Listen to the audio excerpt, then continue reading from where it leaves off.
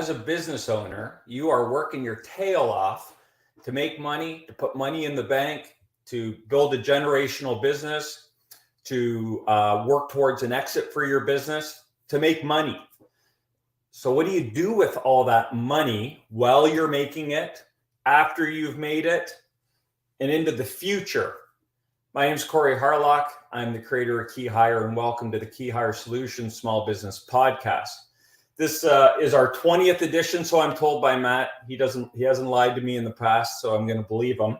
20, big 2-0. Today is a very special podcast. We have a bunch of firsts happening today. We have our first best-selling author, Chris Manske, author of his first book is called The Prepared Investor. I have read it.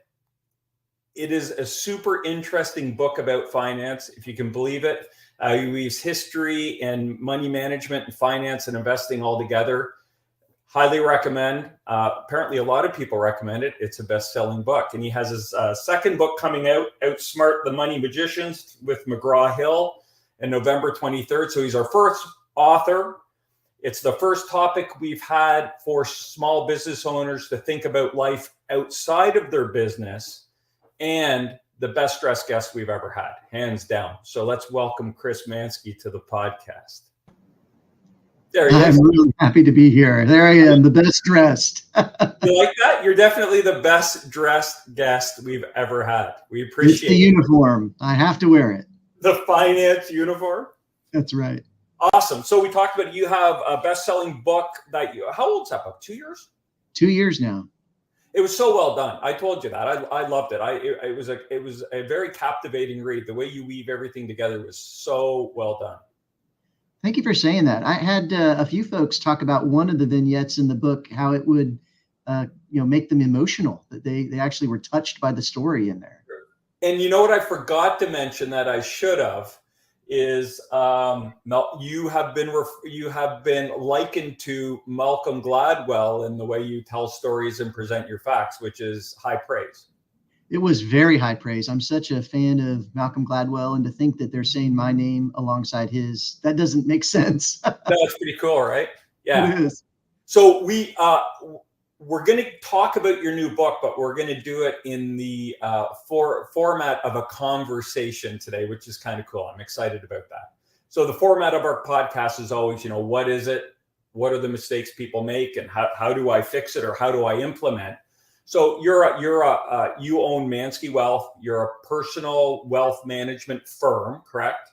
That is correct. Awesome. So let's talk about, when it comes to wealth management, we have these business owners that are working really hard, blood, sweat, and tears to build wealth.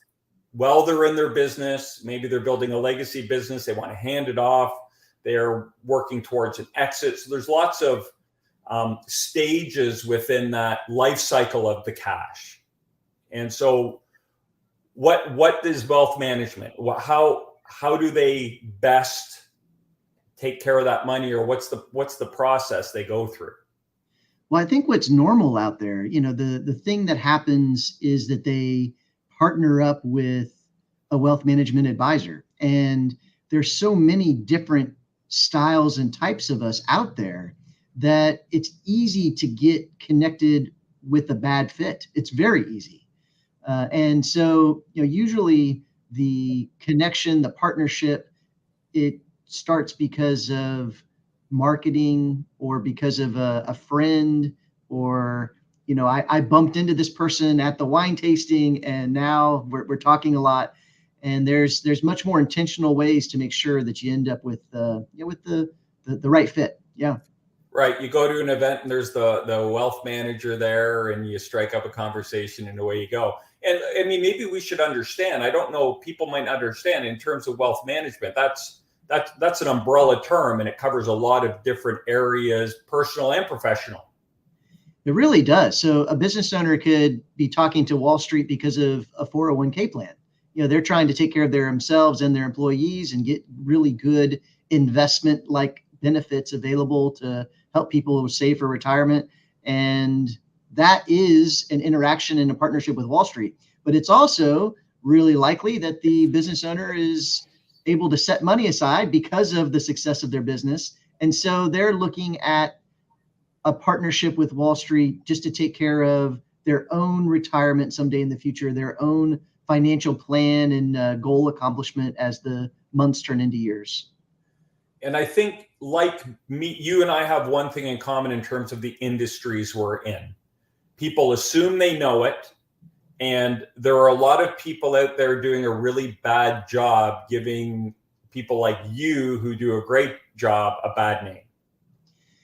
There's a bad apple in every barrel, but I think that the real rotten apple is every year there's a survey that's done that shows how do individual investors handle their money as compared to how do professional investors handle their money. And it's astonishingly bad. The professional investors are, let's say, a point or two away from what the indexes do. And then the individual investors are, orders of magnitude less. So, just to give you some stats, a 6% return from the professionals is somewhat equivalent to a 1% return for the individual. So if I try to do it myself,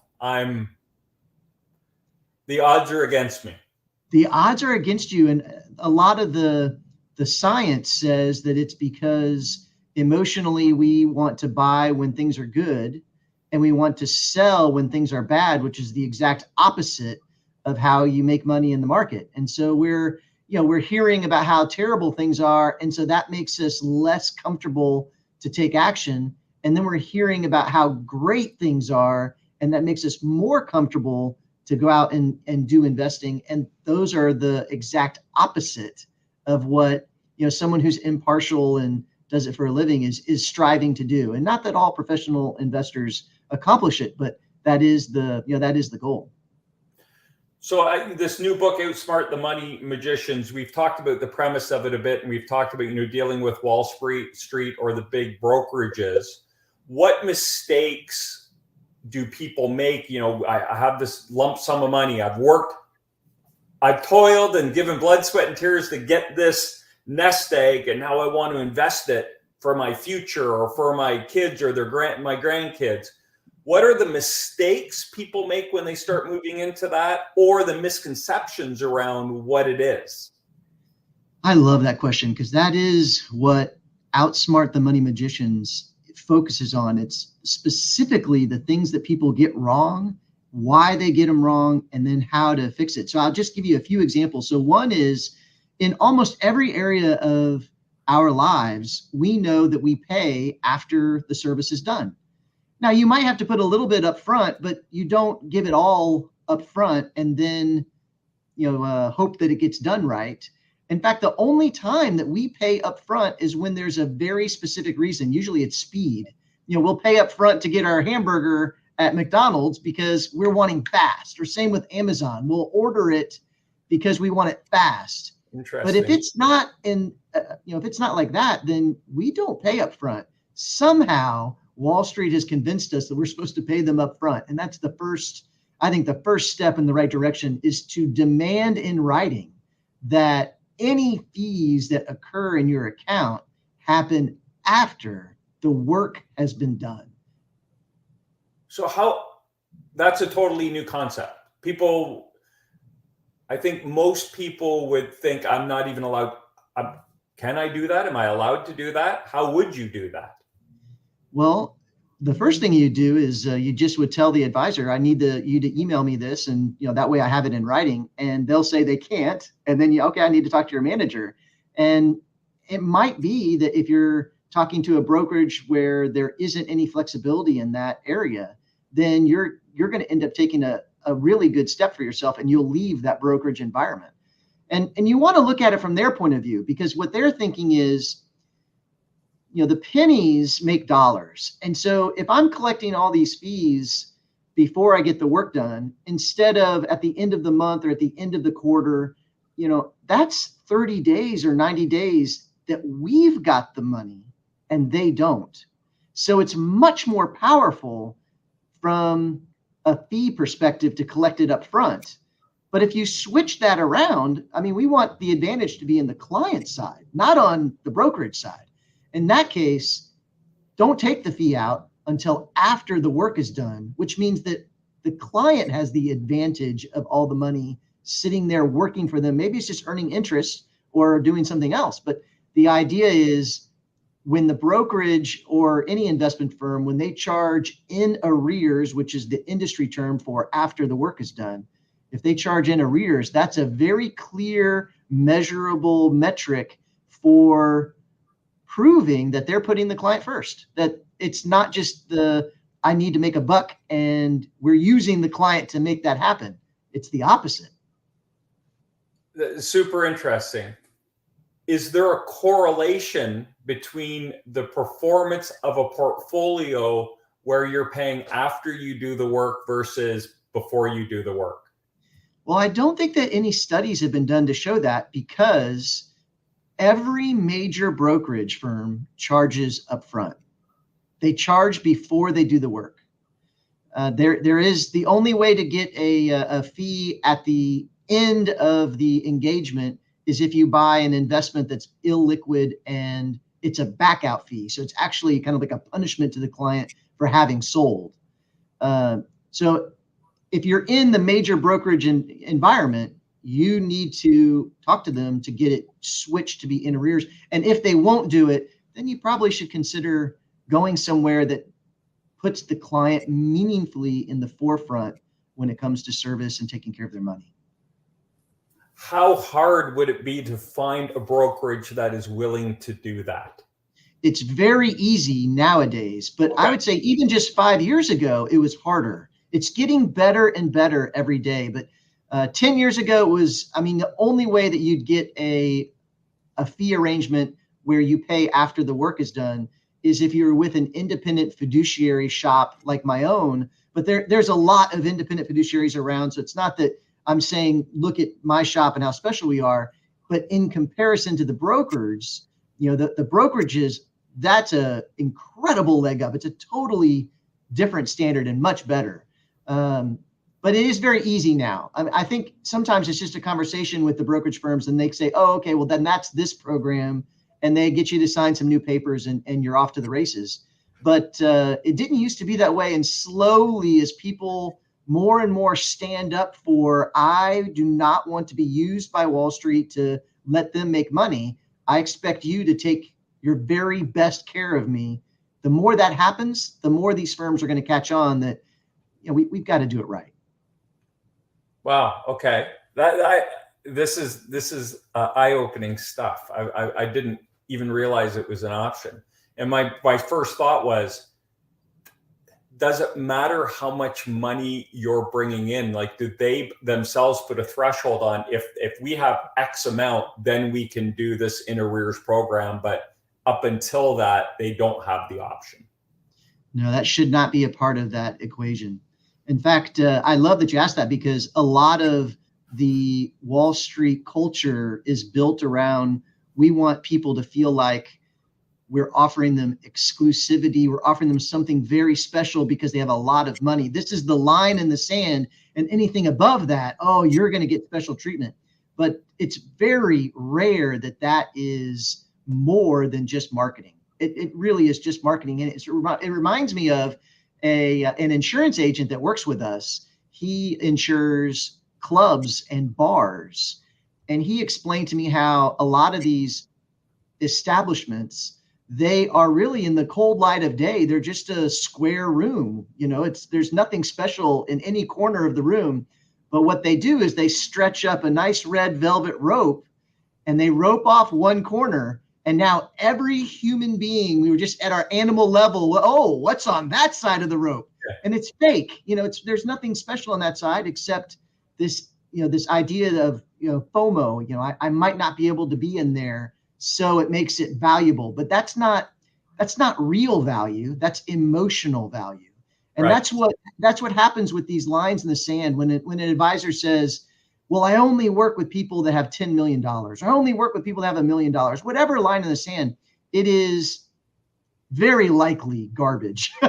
And the reason for that, you can think about it from their point of view. Imagine if one of their biggest clients says to them, hey, I've got a cousin who's really special to me, and only has 50,000. Can you take care of them? Can you help them and give them a little bit of your time and attention? They're not going to say, sorry, bud, no chance. I'm not going to help your cousin. It's not going to happen. Right. Or another example is, somebody approaches an advisor and says, I am on track to sell my company. Right now I have about 50 grand, but after I sell my company, I'm going to have 6 million. That advisor's not going to say, hold on, Charlie, you can't talk to me until that business is sold. Yeah. No, they're going to help them. They're going to work with them. And, and I've coached thousands of advisors. I've been in a role where I've traveled the country and I've helped other advisors to grow their practice. And I've seen the reality of, where is that line in the sand and how many accounts that they have that's below that line. We need to be more authentic. Wall Street needs to be more transparent about that baloney with the line in the sand. So that's a very long-winded way of saying that to be charged in arrears has no connection to the amount of money that you're investing. I'm thinking like same service, different wrapper. Exactly. You have people of different levels of polish out there selling the same service, but they're saying mine's targeted at 5 million plus. Well, mine's targeted at 1 million and less. But once you get into the business, you're getting the same team of people working on your business. There's another item. So I mentioned that my book is filled with these put the benefit into your camp and take it away from Wall Street. So just a second one, just to kind of keep the lights on this, the difference between suitable investing and fiduciary investing. Nobody knows about this. This is not in the news unless you're in finance and you're really paying attention to it.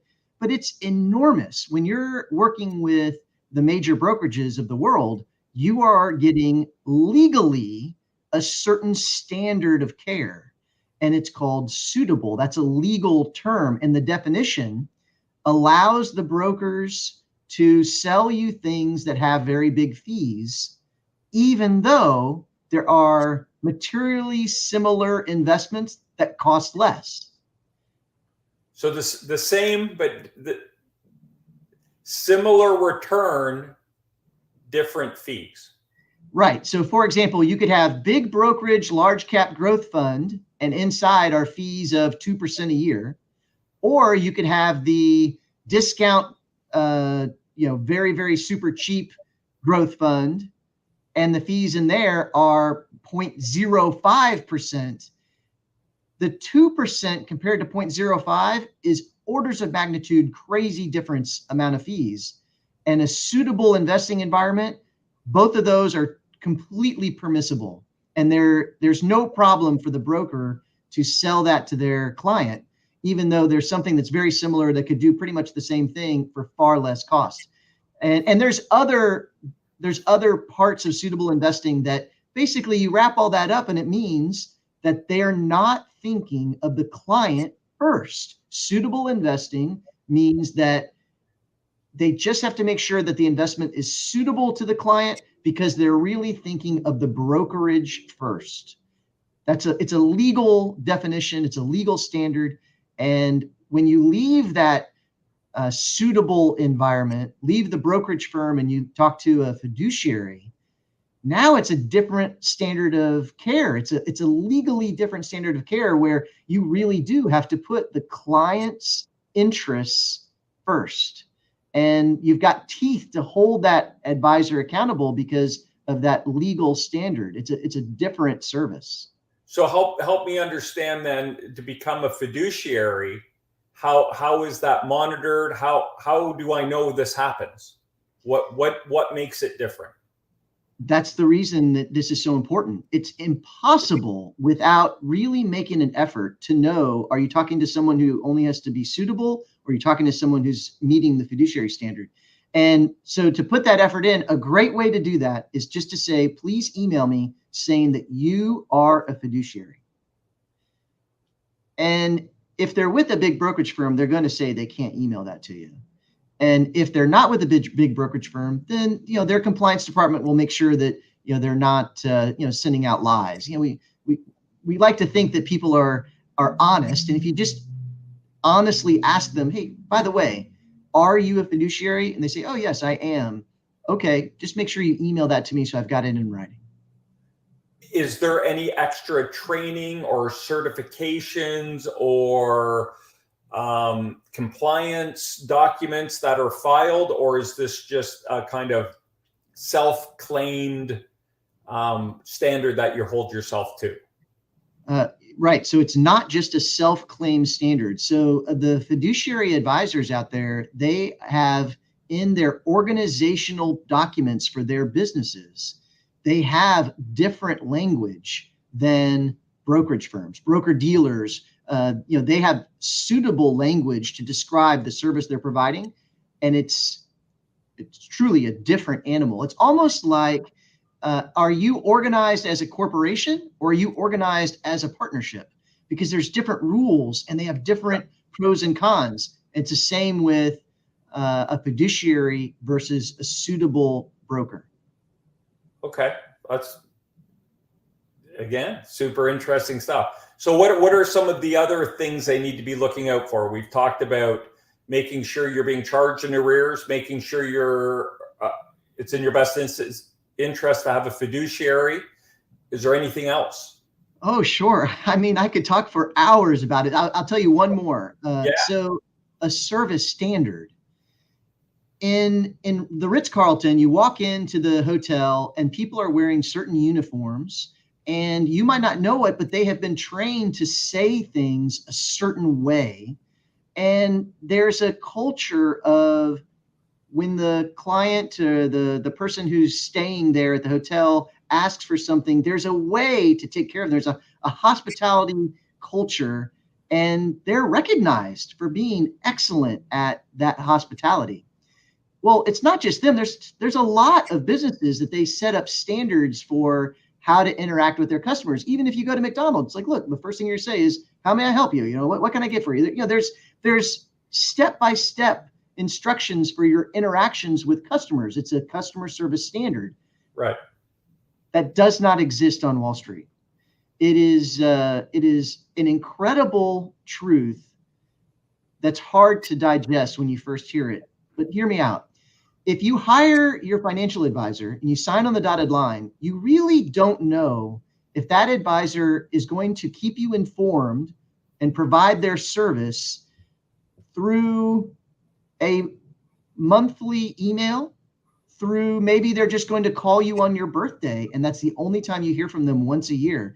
Or maybe they do a sit-down meeting with you in July and that's the only interaction you have. Or they call you every quarter, and you see this could go on and on.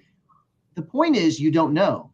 Now they might tell you, here's what I'm going to be doing, but this is just them saying what they're offering and there is no accountability. It's not like the firm is requiring them to do that because there is no firm-wide service standard for clients on Wall Street. It doesn't exist.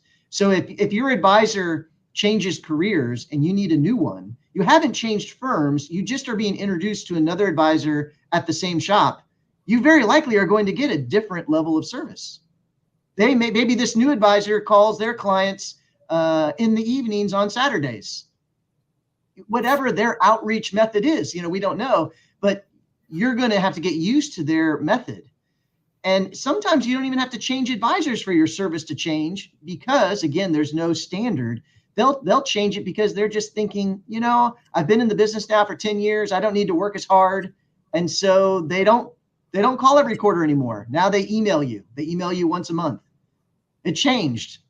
And that's part of the way that we've kind of accepted that the benefit is on Wall Street side. They don't have to hold their people accountable to service. They just need to hold their people accountable to quotas. And that's a real big part of Wall Street culture is, there's a certain amount of production that must be met. Otherwise you get a pink slip and you're not going to be working here anymore.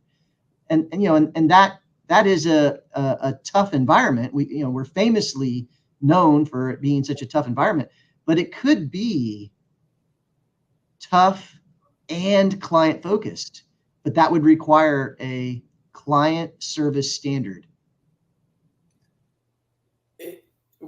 As you talk, I think, you think of Wall Street as this really buttoned up, driven, corporate kind of mentality, this corporate entity. But as you talk, you realize it feels a lot like the wild, wild west, but they've packaged it up to make it look like this is the way it works and it can't be changed. And this is what you get. Yeah, there's a lot of bells and whistles to make it seem like you're getting something on the other side of that velvet rope, and aren't you lucky to get it? And the reality is, let's just for a minute take the blinders off. Let's turn the lights on in this club and let's really look at this corner. How different is it from that one over there? Yeah. And what we see that, wait a minute, I would rather you provide the service before I pay you. Right. I would rather that you legally are required to put my interests first. That seems pretty appropriate. And then, the third point that we've covered is, could you just commit in writing to how you are going to keep me informed? I would like that to be clear. And then that way, when you don't do it, I can hold you accountable and your firm can hold you accountable. And maybe I get less fees because of it, because you didn't contact me. Or maybe you lose your job for that reason. Instead of you losing your job for not bringing in enough money, you lose your job for not taking care of the client. And we get someone in there that is doing the service standard that we all agreed to.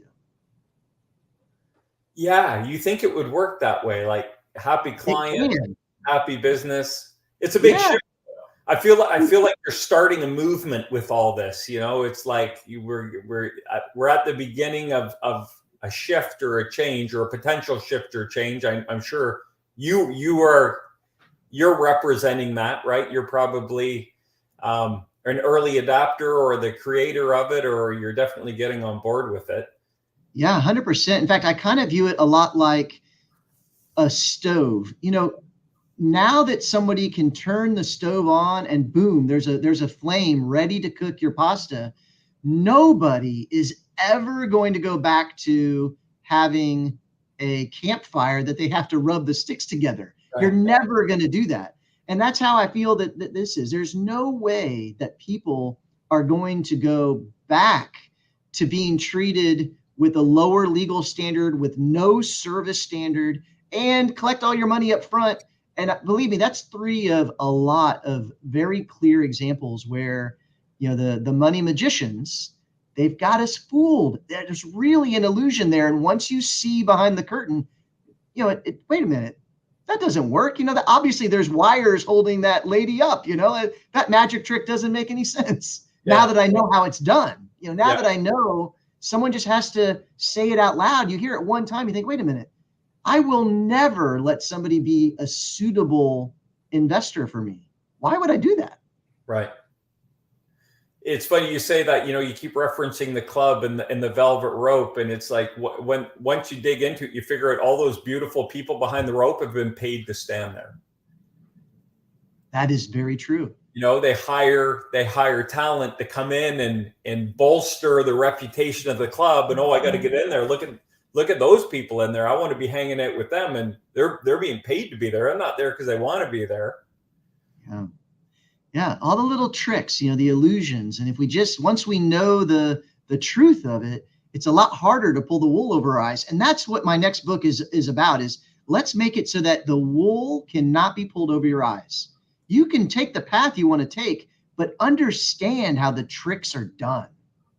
And we talked earlier about this. This all applies to, we're kind of talking about the personal wealth investors, the brokerages, Wall Street, and kind of in the context of I've made money, I have money. But this applies to in-business 401ks and things as well, doesn't it? It certainly does, yeah. And you think these people want to, all the business owners I've worked with are passionate about taking care of their people. The biggest level of stress I think they incur is making sure they can have enough money in the bank for a check run, because they understand their people rely on them and trust them to take care of them financially.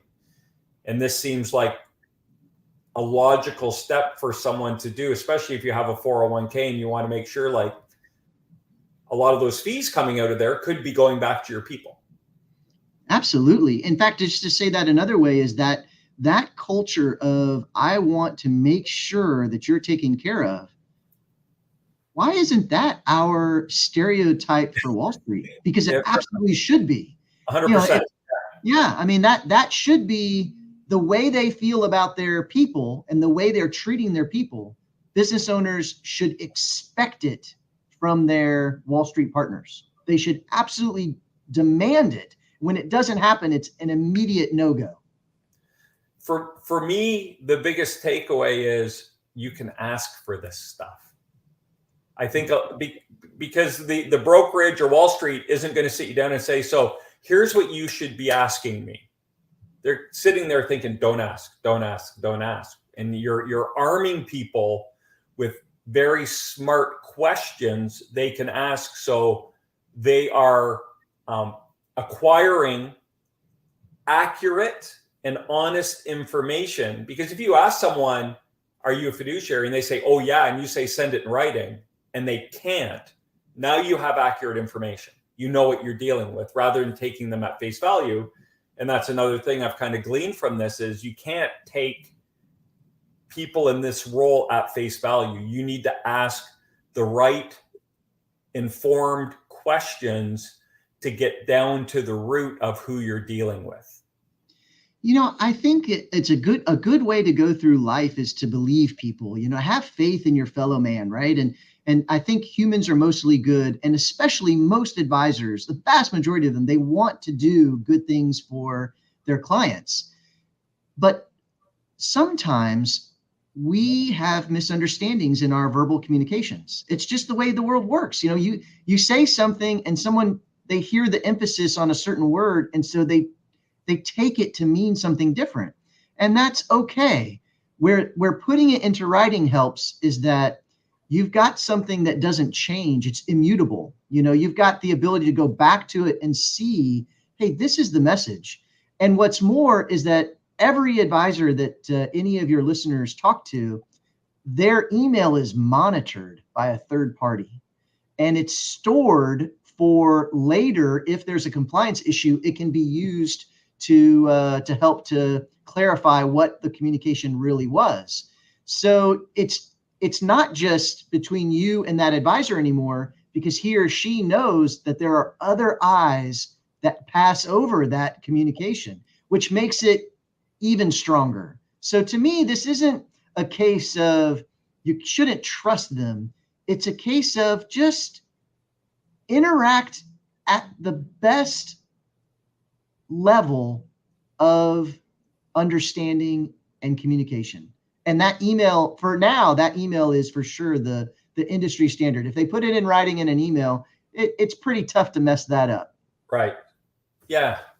Okay. So you've given us lots of things to be looking out for, lots of action steps. I don't know that they're in kind of a sequence or an order. So if I'm a business owner and I'm listening to this and I'm thinking, ooh, I should probably check in on my wealth manager only calls me on my birthday and I don't really know what's going on. I don't know if he's a fiduciary, and I don't know if what my fees are.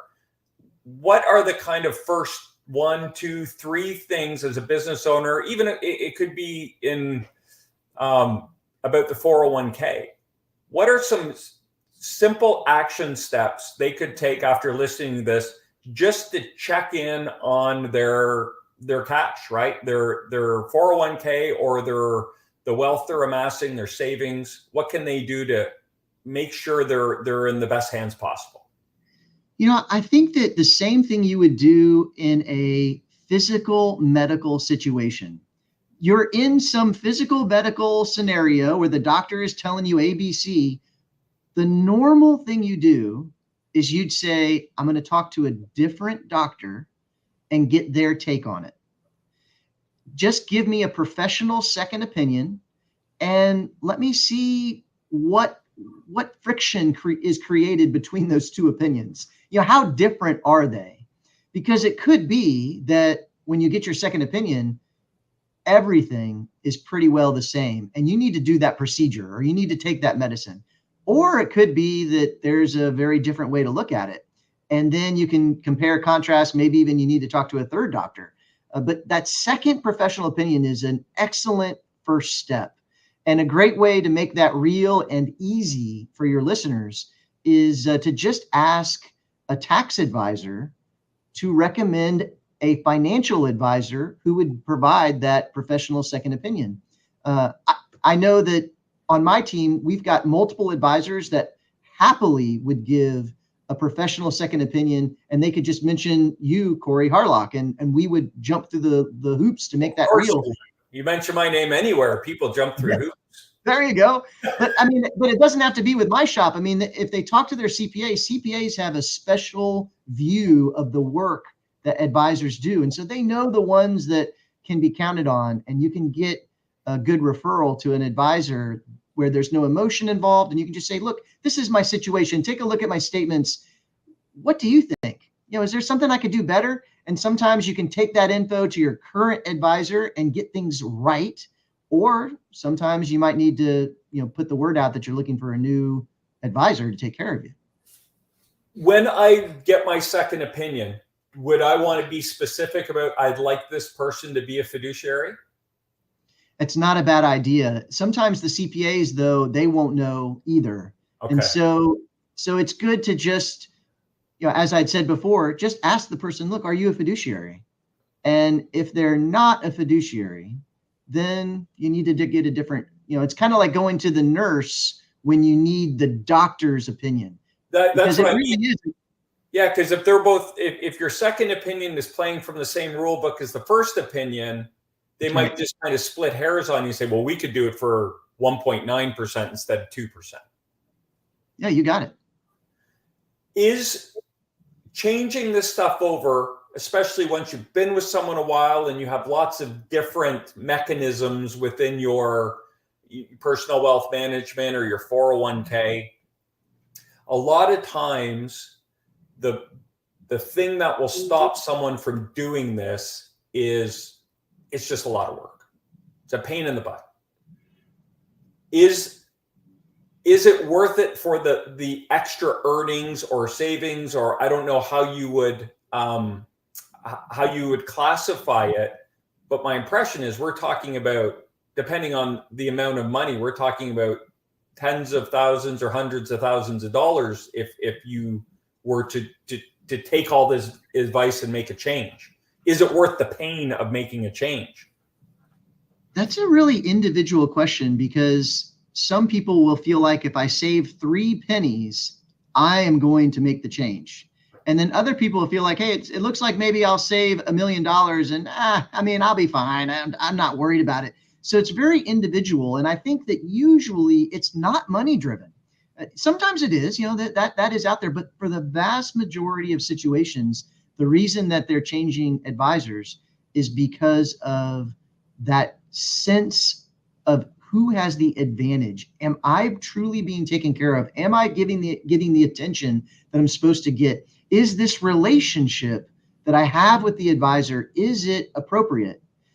Is it feeling good to me? It's an emotional thing. And sometimes the way that that you feel good about it is because every line of a form was filled out before you got it. And so you just feel comfortable that you're looking at that. And then other people, they're, just give me the form and I'll sign it. And that wasn't even an issue.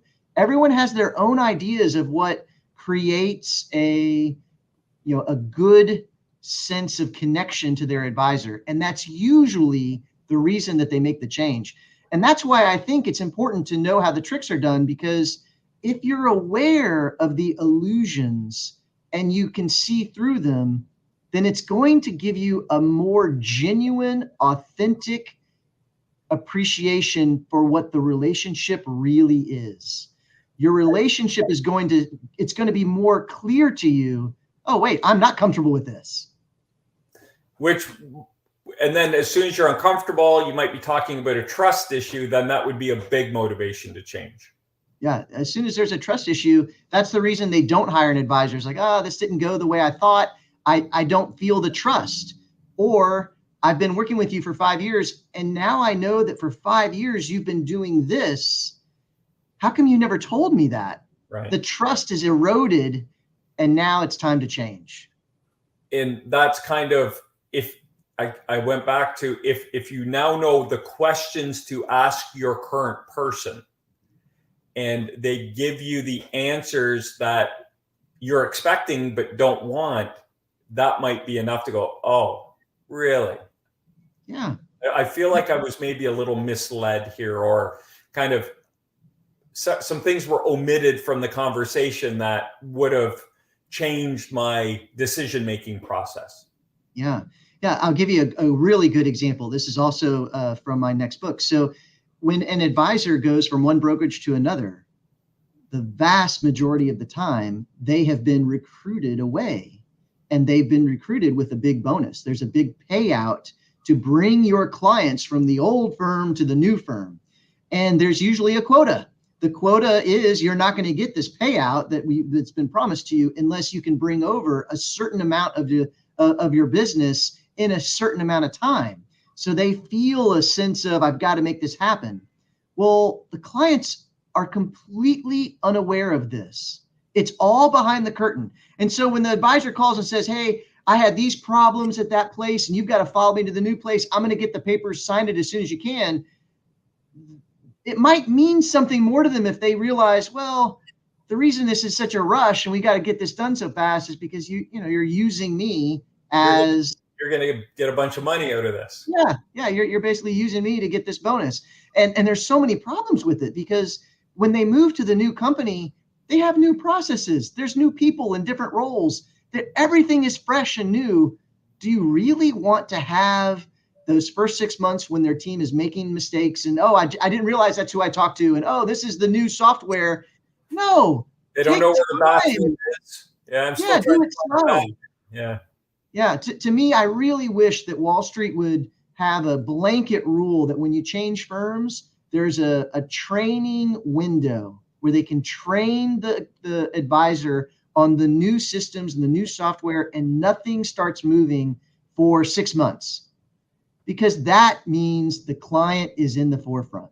That means that the client is what matters, and not, hey, business, make us more money right now. That would be a change in the right direction. The other side of that is that gives their current brokerage 6 months to retain them and start spinning the story the other way. Yeah. But anyway, we've gone over here. I just want to recap because it's been so cool. If people are listening is saying, like I am, I had no idea I could do half of the stuff you talked about, or I didn't know there were differences here, I need to go get a second opinion. And the first question I should be asking is, are you fiduciary? And if they say yes, say, great, I have some questions for you. Can you look at my information here? And then compare and contrast and see how you feel about it. And if you think it's worth it, you can make the move. Is that accurate? Perfect. Okay. Okay, Chris, tell us about the new book, Outsmart the Money Magicians, coming out McGraw-Hill, November 23rd. Give us the overview of it. Well, I feel like we've been talking about the overview, and the idea is that there are very specific structural things that make sure that Wall Street has the advantage over Main Street, and it doesn't have to be that way. Not everybody conducts their investment management in that way, but if you're aware of those structural, systemic disadvantages, you'll avoid them. And so that's what the book does. It just helps to clarify illusion after illusion. And there is some great magic in it, because I had to do a lot of research on real magicians doing stage magic so that I could show that it's the exact same technique. Here they're doing this on the stage. It's the exact same kind of trick. It's just, here's what's happening with your Wall Street relationship. Man, I can't wait for it, because I enjoyed the first book so much. I look forward to reading this one. Okay, so if people want to reach out to you or anyone at Manske Wealth, and one thing I should mention is I know your company credo is every client every month, right? All your people get contacted every month. You talked about, how do you know only on your birthday? Well, you guys you guys hold tons of events, client events. I know a lot of your investors have their kind of signature events they hold. You guys are really good at keeping in touch with people. So if people want to get in touch with Manske Wealth, anyone over there, and use you guys as that, hey, I want to get a second opinion, how can we reach you? Well, a great way is just manskewealth.com, our website. You'll see different phone numbers for different folks in the shop. You could email me, cmanske@manskewealth.com. Also, LinkedIn is a great place to look up my name, Chris Manske. You'll find me and shoot me a note. Very cool. Hey, man, thank you so much for your time. This has been eye-opening, and I know we ran over, and I know your time's valuable, so I appreciate you checking in with us. Back at you. I apologize for running over. It's just I'm so passionate about the subject. You're such a good question asker. Hey, thank you. I appreciate that. Yeah. All right. Thanks, Chris. Appreciate it. Chris Manske, he's a beauty. Best dressed guest ever, and our first best-selling author. Hopefully we'll get more, but none of them will ever be as good as Chris. Thank you for tuning in. I hope you learned a lot about protecting your money today. I know I sure did. This is our 20th episode. We'll be back in 2 weeks with our next episode. Not sure who we have on top for that, but we'll get someone lined up for you. Enjoy your weekend. And I did want to mention, I forgot to mention this. This is pre-recorded. This interview has been pre-recorded because Chris has been invited to be a keynote speaker at DealMax for the Association of Corporate Growth in Las Vegas. And that is a very big deal. So congratulations, Chris. Good luck on your talk. While you're talking in Vegas, you'll also be talking here on LinkedIn next Wednesday. Thanks, everyone, for tuning in. If you like what you heard, make sure you click that like, follow, subscribe. If you're listening on the podcast, subscribe. We run these every other week. So make sure you subscribe to that. If you like to consume your information visually, we have a YouTube channel with tons and tons of stuff out there. Subscribe to that channel. You get all the updates and the shorts. You can follow us on LinkedIn. We have a very live and active LinkedIn page, KeyHire Solutions. And if you just have any questions about building your team or hiring or developing a new role or reworking your organizational chart, we're happy to help you with that. You can schedule a free consultation with us at keyhire.solutions. Until next time, stop grinding, start growing.